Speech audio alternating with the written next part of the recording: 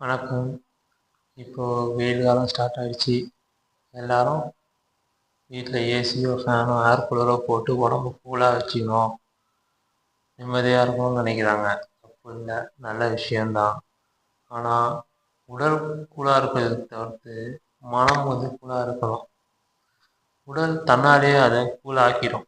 ஏன்னா ஒரு கட்டத்துக்கு மேலே டெம்பரேச்சர் ரைஸ் ஆச்சுன்னா நமக்கு ஸ்வெட் ஆகுது. அந்த ஸ்வெட் என்ன ஆகும், உடம்பை கூல் பண்ணுறதுக்காக ஆட்டோமேட்டிக்காக அந்த டெம்பரேச்சர் வந்துட்ட உடனே நமக்கு ஸ்வெட் ஆகணுன்றது ஆட்டோமேட்டிக்காக டிசைன் பண்ணப்பட்டிருக்கு. கடவுள் அந்த மாதிரி அணுகுமுகத்தோடு செஞ்சுருக்காரு எல்லாருக்குமே. ஸோ நாம் அது பண்ணால் அதுக்கும் மீறி கூல் பண்ணணுன்ட்டு நம்ம செயற்கையாக ஏசியை போட்டு நம்ம உடம்ப கூல் பண்ணிக்கணும். நல்ல விஷயம், தப்பு கிடையாது.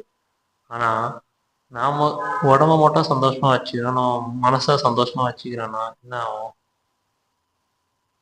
நம்மளுக்கு பல எண்ணங்கள், தேவையில்லாத எண்ணங்கள் தேவையில்லாத விஷயத்துக்கு நம்ம செலவு பண்ணினே இருக்கோம். நம்ம ஒரு கட்டம் யோசித்தோன்னு வச்சோங்களேன், இவ்வளோ வெயில் அடிக்குது, நம்ம ஏசி போட்டு சொகுசாக நம்ம உடம்ப கூல் பண்ணி சந்தோஷமாக ஓகே, திருப்தி, நல்ல விஷயம், உங்களுக்கு கிடைச்சதை நீங்கள் சந்தோஷமாக வைங்க. ஆனால் உங்களை மாதிரி வெளியில் வரும்போது, கடைக்கு வரும்போது எதிர்பார்க்கும்போது எவ்வளோ பேர் கஷ்டப்படுறாங்க. வெயிலையும் கொடையில் கையில் வச்சுருந்தோம் பொருளை நிறைய பேர் விற்கிறாங்க. அவங்க வீட்டுலனா போய் பொருள் பர்ச்சேஸ் பண்ண, ஏன்னா அவங்களுக்கும் உங்கள் மூலிமா ஒரு பண உதவி வந்துச்சுன்னா அவங்க மனசும் சந்தோஷமாக இருக்கும். ஏன்னா மற்றவங்களுக்கு எவ்வளோ உங்களால் முடிஞ்ச ஈன்ற உதவியை செய்கிறீங்களோ அதனால் உங்களுக்கும் சந்தோஷம் வரும், அவங்களுக்கும் சந்தோஷம் வரும். எவ்வளோ அன்வான்ட் ஐட்டம்ஸ் நிறைய பேர் இந்த டைமில் சாப்பிட்றீங்க. பீஸா, பர்கர், இதெல்லாம் நம்ம நாட்டு சாப்பாடே கிடையாது. ஃபுட் ஐட்டம்ஸு, பெவரேஜ் ஐட்டம்ஸ் எதுவுமே கிடையாது. ஆனால் அதை எடுத்து வந்து இங்கே விற்கிறாங்க, நம்ம சாப்பிட்றாங்க. ஓகே, கிடையாது, நீங்கள் ஒரு நாள் சாப்பிட்றீங்க, சந்தோஷம் சாப்பிட்றீங்க, ஓகே. ஏன்னா அதை ரொம்ப சாதாரணமாக அதுக்கு செலவு பண்ணுறதை தவிர்த்து எவ்வளோ அனிமல்ஸ் நம்ம வீட்டுக்கு வெளியிலேயே சொல்லியிருக்காங்க, இந்த வெயிலில் ரொம்ப கஷ்டப்படுது, தண்ணி கூட கிடைக்காம கஷ்டப்படுது. அதுக்கெல்லாம் போகும்போது உங்கள் பார்க்கும்போது உங்களுக்கு ஒரு கருணை வராது. நீங்கள் கஷ்டப்படும் போது கடவுள் உங்களை பார்க்கறதா தான் அந்த கருணையோட உதவியாக தான் நீங்கள் இந்த அளவு பெரிய ஆளாக இருக்கீங்க. அப்போது கடவுள் அனுகிரகம் உங்ககிட்ட இருக்குது. அப்போ நீங்களும் ஒரு கடவுள் தானே. உங்கள் கடவுளோட ரூபம் மூலமாக எவ்வளோ பேர் சந்தோஷமாக அவங்களோட வாழ்க்கையை உயர்த்தலாம். அதுக்கு கடவுள் பார்வை உங்கள் மேலே பட்டு ஒரு சில பேரால் நீங்கள் உயர்ந்து இருக்கும்போது நீங்கள் பல பேருக்கு உங்களுக்கு கீழே உள்ளவங்களுக்கு அவங்களுக்கு நீங்கள் ஈன்ற உதவியை செஞ்சீங்கன்னா நீங்களும் கடவுள் தான். ஏன்னா கடவுள் பார்வை உங்கள் மேலே இருக்கா. நீங்கள் சில பேருக்கு உதவி பண்ணிங்கன்னா நீங்களும் கடவுளாக மாறலாமா? அதை ஏன் செய்ய மாட்டேன்றீங்க? நிறைய பேருக்கு தண்ணி கொடுங்க, வரவங்களுக்கு தண்ணி பாட்டில் எடுத்து கொடுங்க, ஐஸ் வாட்டராக கொஞ்சம் கொடுமையாக கொடுங்க.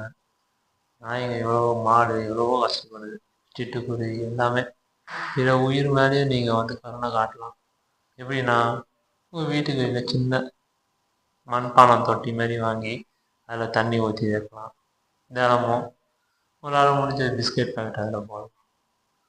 குருவி, காக்கா, நாய், பூனை எல்லாமே இந்த வெயில் காலத்துக்கு ரொம்ப கஷ்டப்படுது. நமக்கு இடம் கழிச்சு சொகுசாக இருந்தால் மட்டும் மற்றவங்களும் நம்ம பார்க்கும்போது ஒரு கருணை நம்மக்கிட்ட இல்லைன்னா கடவுள் நம்ம மேலே எப்படி கருணையாக இருக்காது. நீங்கள் கடவுளாக மாறுறதுக்கான வாய்ப்பு நான் அவங்களுக்கு சொல்கிறேன். நீங்கள் உங்களால் முடிஞ்ச உதவியை செஞ்சு பண்ணலாம். எங்கள் டீம் செஞ்சிட்ருக்கு. அந்த டீமுக்கு உங்களால் முடிஞ்ச உதவியை நீங்கள் ஆக்கலாம். எல்லா டீட்டெயில்ஸும் உங்களுக்கு கொடுத்துருக்கோம். நீங்கள் செஞ்சால் தான் கடவுள் ஆகணும் கிடையாது. செய்கிறவங்களுக்கு நீங்கள் உதவி பண்ணால் உங்கள் பேர் மூலிமா நீங்களே, ஏன்னா நாங்கள் செய்யக்கூடிய வேலையை கிரெடிட்ஸ் எங்களுக்கு கிடையாது, உங்களுக்கு தான் கிரெடிட்ஸ். ஏன்னா எங்களை செய்ய வைக்கிறது நீங்கள் தான், நீங்கள் தான் கடவுள். ஸோ இதை பார்த்துட்ருக்கோம் நிறைய பேர் உங்களால் முடிஞ்ச உதவியை ரொம்பலாம் கஷ்டப்பட்டாங்க. ஒரு பாட்டில் தண்ணியை ஊற்றி வெளியில் ஒரு பானை மாதிரி வச்சு தண்ணி ஊற்றி வச்சாலே போதும், அந்த தண்ணியை குடிச்சிட்டு உங்கள் வாழ்த்துவாங்க. அதுவே பெரிய புண்ணியம்தான். நீங்கள் எவ்வளோக்கோ புண்ணியத்தை செய்கிறீங்களோ அவ்வளோக்கு உங்களுக்கு எந்த ஒரு பணமும் ஈஸியாக கிட்டும்.